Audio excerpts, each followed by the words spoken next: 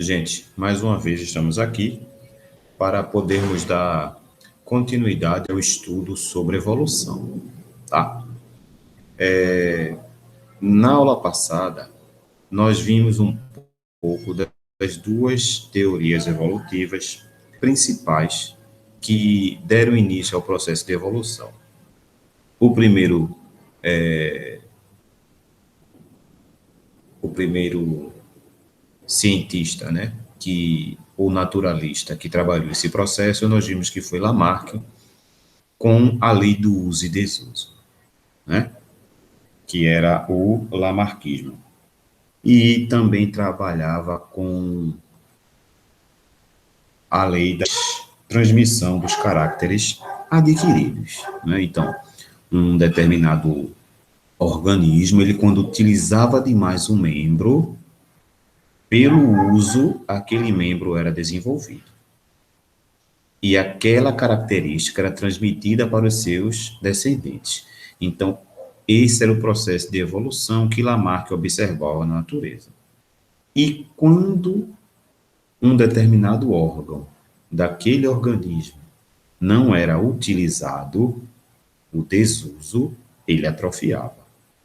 E essa característica também era repassada para as futuras gerações. Então, Lamarck observava a evolução dentro desse aspecto, dentro desse parâmetro, tá certo? Só que aí a gente teve conhecimento de um outro evolucionista, que é Charles Darwin, que a gente já falou um pouquinho sobre ele, e no seu livro A Origem das Espécies, o principal ponto de evolução para Darwin era a seleção natural, ou seja, as espécies, elas, ao longo do tempo, passavam por um processo de seleção natural, certo?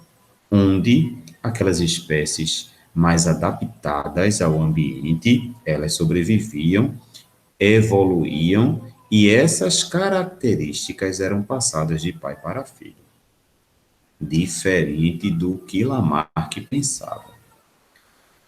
E nós vamos trazer hoje as evidências observadas e relatadas por Darwin, tá certo? Que é o nosso estudo de hoje, perfeito?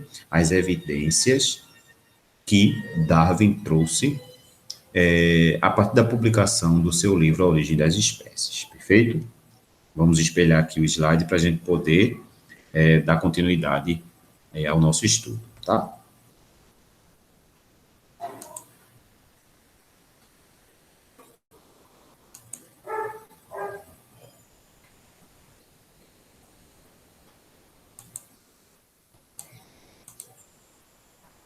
Pronto, tá aí, vejam só.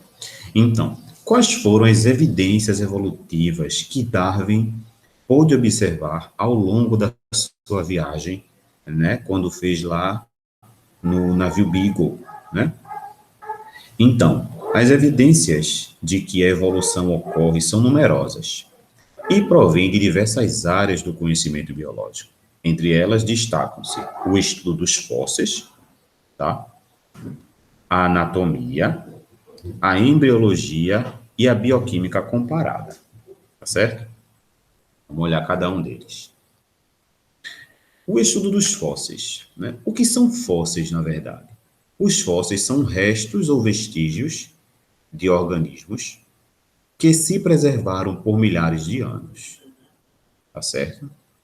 A fossilização, que é o processo de formação dos fósseis, é um fenômeno relativamente raro, principalmente nos dias de hoje, porque a gente não tem mudanças bruscas na natureza como acontecia antigamente, resfriamentos excessivos, superaquecimento excessivo, erupção de vulcões. A gente não tem isso hoje com muita frequência, e isso acontecia com muita frequência e podia dizimar grupos de animais naquele período e eles passarem por um processo de fossilização, né?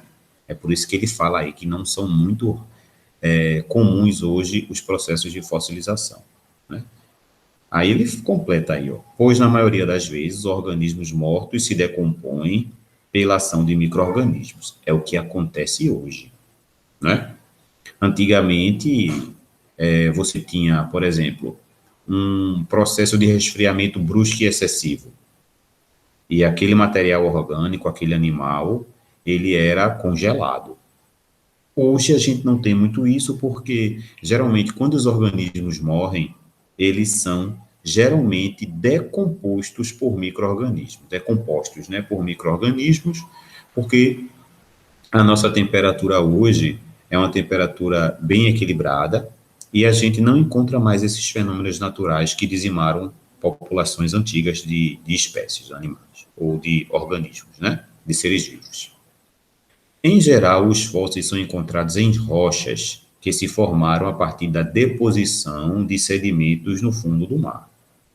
Tá? Então, se a gente for prestar atenção, a gente não vai encontrar fóssil assim muito fácil. De vez em quando estão encontrando por aí alguns fósseis, mas se você perceber, geralmente em locais onde já houve a presença das águas do mar, não é isso?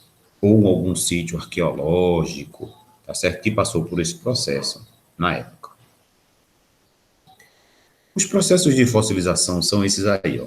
A permineralização, que preservam apenas as partes duras do organismo, como ossos, dentes, escamas, etc. Então, um determinado organismo morreu, um peixe, por exemplo, morreu, foi para o fundo do mar, né? A parte orgânica foi decomposta por micro-organismos e ficou aquela estrutura da espinha do peixe, não é? Que no caso são os ossos, os dentes, não é? As outras estruturas foram decompostas, tá certo? Então aquele material vai ficar ali naquele solo por algum tempo, sendo mineralizado, até que alguém possa descobrir.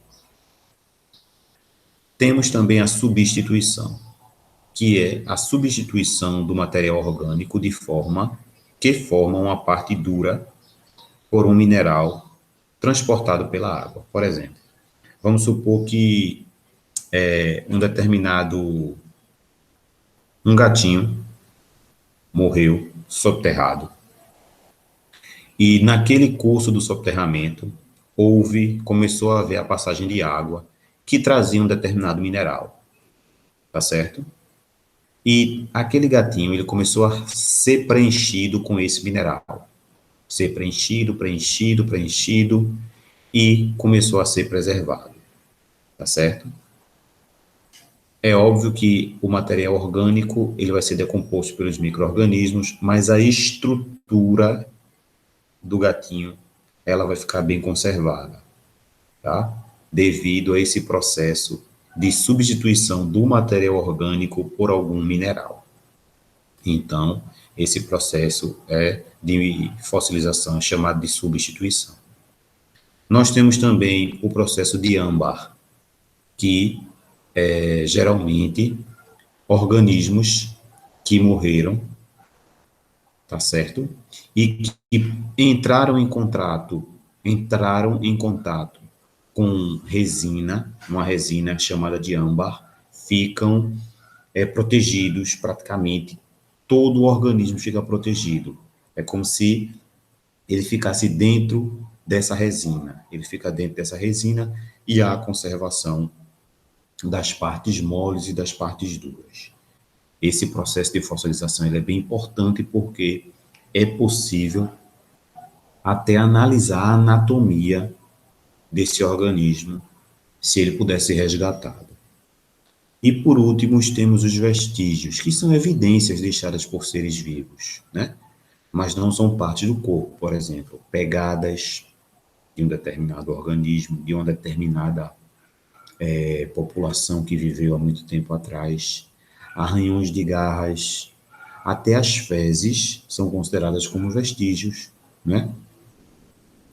Restos de alimento de um determinado organismo, que ele pode ter se alimentado, e nas fezes ali, ó, você tem como saber, ao abrir as fezes, você analisar se ele se alimentava de algum outro organismo. Então, esse processo de fossilização, eles são evidências que comprovam a evolução dos organismos vivos. Por exemplo, vamos ver aqui algumas imagens, né?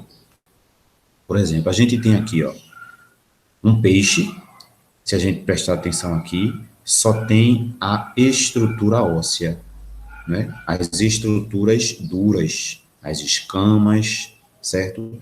Esse aqui é um processo de permineralização. Preservam apenas as partes duras. Ao lado dele, a gente tem um filhotezinho de mamute, ó. Esse aqui é substituição, a gente pode ver que ele está intacto, mas aqui está preservado praticamente, o material orgânico foi todo substituído por minerais. Aqui, gente, a gente pode comprovar a evolução da espécie comparando aos elefantes, né? A gente vê, a gente pode ver que no passado a gente tinha um animal mamífero muito parecido com os nossos elefantes de hoje, que eram os mamutes. Houve uma diminuição, geralmente os mamutes eram muito grandes, muito pesados, né? E se a gente perceber no processo de fossilização, houve uma mudança na espécie, né? Que talvez possa ter gerado outras espécies ou até mesmo um outro gênero. Aqui a gente tem o âmbar. Aqui é a resina, essa substância aqui amarelada é o âmbar, é a resina. E aqui dentro a gente tem insetos, ó, preservados e conservados. Aqui é a sombra, né? Então, é um processo onde esse animalzinho aqui foi recoberto por essa resina e ele é guardado e conservado com as suas partes moles também. Como ele não tem osso, é um invertebrado, a gente não vai dizer que ele tem partes duras, né? E aqui a gente tem, ó, vestígios de mãos deixadas por alguma civilização antiga, né? Que também é um fóssil. Tá certo, gente? Perfeito? Então, esses processos demonstram que as espécies, que existiam espécies de organismos diferentes das de hoje, que talvez a nossa espécie possa ter originado de algum ancestral desse, de antigamente. Então, são processos de fossilização, é uma das evidências evolutivas observadas por Darwin, tá certo? Outro processo de evolutivo, né, que a gente pode observar é os órgãos homólogos. O que é isso? São aqueles órgãos que possuem a mesma origem embrionária e desenvolvimento semelhante em diferentes espécies, tá? Essa questão de mesma origem embrionária, isso tem muito a ver com a divergência evolutiva ou a radiação adaptativa. Aí vejam só, quando a gente fala mesma origem embrionária, os órgãos homólogos, isso quer dizer que todos os organismos que têm órgãos homólogos, provavelmente, eles descenderam de um ancestral comum. Então, a gente teve aqui, ó, um ancestral comum que originou a baleia, que originou o sapo, que originou o cavalo, o leão, o homem e o pássaro. Ou seja, eles pertencem a um grupo onde derivaram de um único ancestral, tá certo? Só que os membros, aqui a gente tem os membros superiores de cada indivíduo desse, a partir do seu modo de vida, eles se desenvolveram e se adaptaram ao seu modo de vida. Por exemplo, no homem, cadê o homem aqui, ó? A gente tem esse membro que ele desenvolveu o braço para poder pegar, abraçar, agarrar, segurar, não é? E a gente pode dizer que o braço das aves se desenvolveram para o voo, por causa do seu modo de vida. Ô, professor, então quer dizer que o braço do leão são as patas da frente, do cavalo são as patas da frente? Exatamente. Que migraram para serem organismos quadrúpedes e se desenvolveram para esse tipo de comportamento. E o do sapinho, professor, para apoiar o corpo na frente. E as patas de trás são estruturas responsáveis para o pulo. E a baleia desenvolveu as nadadeiras dorsais, as nadadeiras da frente, né? Então, embora todos eles tiveram a mesma origem embrionária, mas os órgãos divergiram evolutivamente devido ao quê? Ao modo de vida de cada um. Tá certo, gente? Então, os órgãos homólogos, eles sofrem divergência evolutiva, que também pode ser chamada de radiação adaptativa. A presença de órgãos homólogos em diferentes espécies constitui evidências de que essas espécies evoluíram, a partir de um ancestral comum. É uma outra evidência da evolução das espécies. Tá certo? E se a gente observar, não é por processo de uso ou desuso, como Lamarck citava lá atrás, tá certo? Por ter órgãos homólogos, evidências de órgãos homólogos, que são indivíduos que descenderam de um ancestral comum, que tem a mesma origem embrionária, embora tiveram migrado para divergências evolutivas porque evoluíram, não é isso? Nós vamos ter também os órgãos análogos, que, por sua vez, não refletem as relações de ancestralidade e dizem respeito apenas às funções semelhantes. Os órgãos análogos, gente, eles são derivados de indivíduos de ancestrais diferentes, tá certo? Mas eles convergiram evolutivamente, ou seja, eles se desenvolveram para a mesma função. Aqui eu tenho as asas de uma ave, que seriam os braços, né? De uma ave, se a gente vê, ele tem ossos e pena. E aqui eu tenho as asas de um inseto, que é um organismo invertebrado, que não vai ter osso e não vai ter pena.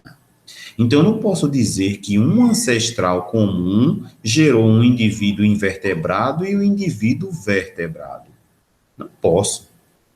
Eu sei que os insetos tiveram seu ancestral comum e as aves também tiveram seu ancestral comum, diferentes, mas eles são análogos por quê? Porque embora eles sejam organismos que têm órgãos análogos, que representam a mesma função, a função da asa dos insetos, voo, a função da asa das aves, voo, por isso são análogos, porque eles precisaram convergir evolutivamente, tá certo? Então, o que é a convergência evolutiva? É um fenômeno evolutivo observado em seres vivos quando estes desenvolvem características semelhantes. Qual era a característica com relação à locomoção desses organismos? Eles precisavam voar. Então, esse organismo, mesmo não tendo osso, ele criou ou desenvolveu a asa para o voo. E esse organismo, sendo vertebrado, ele desenvolveu a asa ou o membro para o voo. Logo, são órgãos análogos, porque tiveram que convergir para o voo, para o processo evolutivo do voo. Embora eles não tenham ancestralidade em comum, certo? Vamos à frente. Outro exemplo evolutivo são os órgãos vestigiais, que são aqueles órgãos que perderam a função em um determinado momento. Não é a questão lá que Lamarck falava, por falta de uso e o desuso, isso era passado. É que o desenvolvimento dos organismos levaram eles a, em algumas espécies, se desenvolver e a outras não, devido ao modo de vida, devido à alimentação, e criaram os órgãos vestigiais. Essa característica também não é passada de pai para filho. Não tinha essa questão. Isso é repassado devido à genética que a gente vai ver lá na frente no neodarwinismo, tá certo? Que é outra história.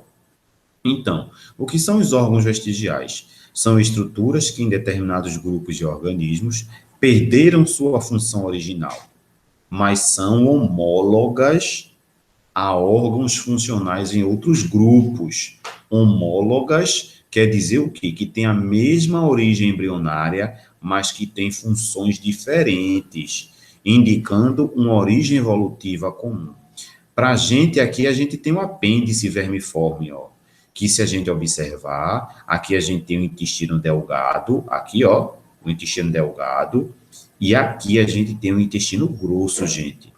Nessa porção aqui inicial do intestino grosso, que é o cólon ascendente, a gente tem um apêndice, que é um órgão que não serve para nada. Ele serve, na verdade, para inflamar e para causar apendicite, porque muitas vezes as substâncias, pequenas sementes, restos de alimento ficam aqui, ó, e aqui tem uma flora bacteriana muito grande e pode causar um processo inflamatório aqui, pela presença dessas substâncias que podem ter carboidrato, e essas bactérias vão se proliferar muito aqui e causar apendicite. Esse órgão aqui precisa ser retirado. É um outro processo de vestígio, de evolução das espécies. Tá certo, gente?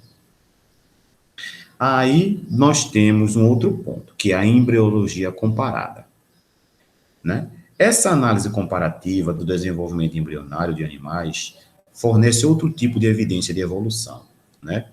No início do desenvolvimento embrionário dos cordados, podemos ver o desenvolvimento das fendas branquiais, que é essa estruturazinha aqui, ó, gente, que está aqui, ó, né? Nesses 4 cordados que a gente tem aqui, ó, aqui, ó, onde tem essas listrinhas aqui, ó, as fendas branquiais, aqui fendas branquiais, aqui, ó, já está um pouco mais evidente no porco, e aqui no homem também já está um pouco mais evidente, tá?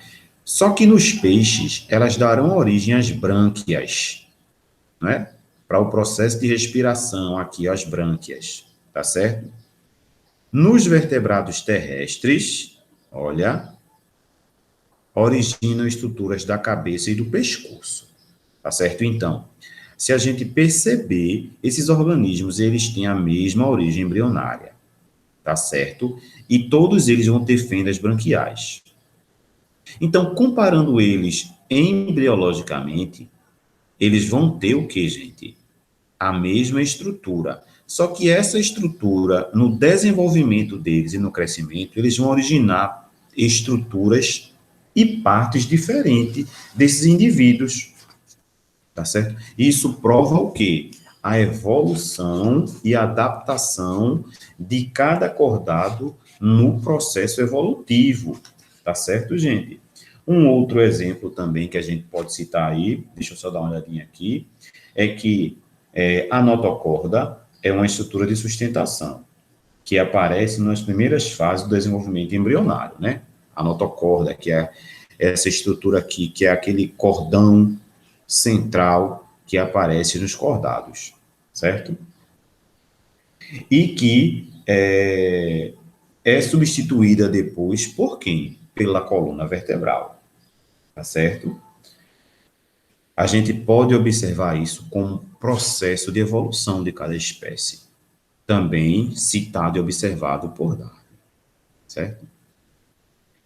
E temos aqui a base do trabalho de Darwin, que é a seleção natural, que nada mais é do que um mecanismo evolutivo, que se baseia na sobrevivência e reprodução diferencial de indivíduos de uma população, que foi proposta por Charles Darwin, né?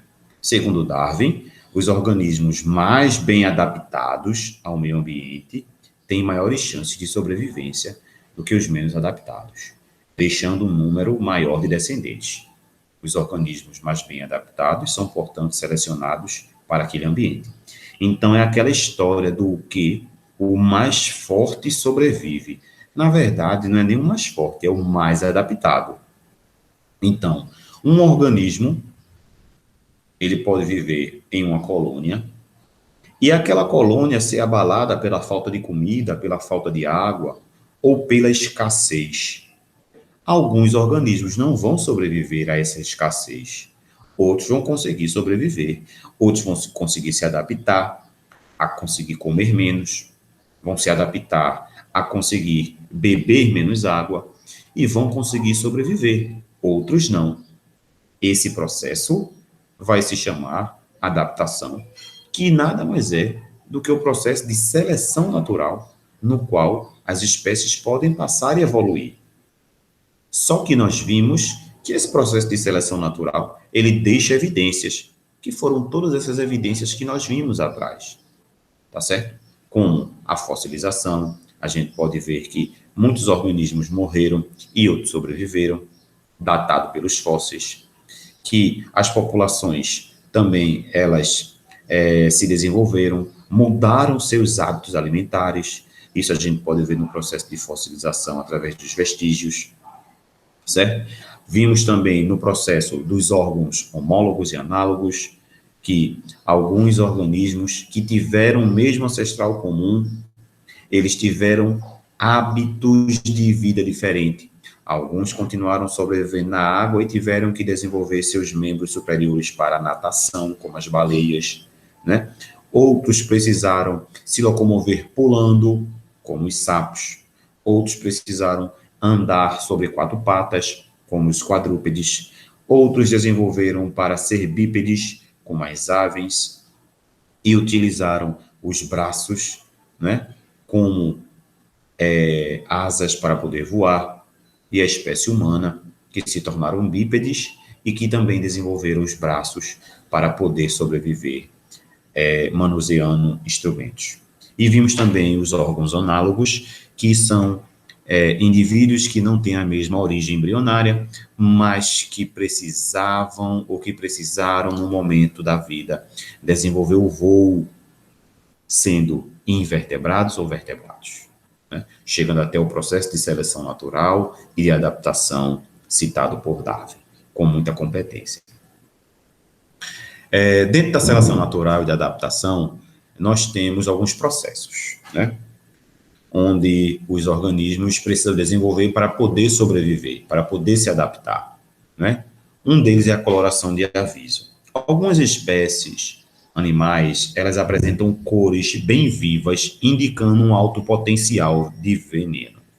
Por exemplo, nós temos algumas rãs e alguns sapos, tá certo? Que apresentam essas cores bem vivas aqui, que é uma coloração de aviso, dizendo, se você me comer, você vai comer veneno, né? E apresentam sabores desagradáveis. Inclusive, algumas tribos indígenas pegam esses sapos, levam eles, pegam as pontas das flechas e passam na pele desses animais, e depois essas flechas são utilizadas para caçar, né?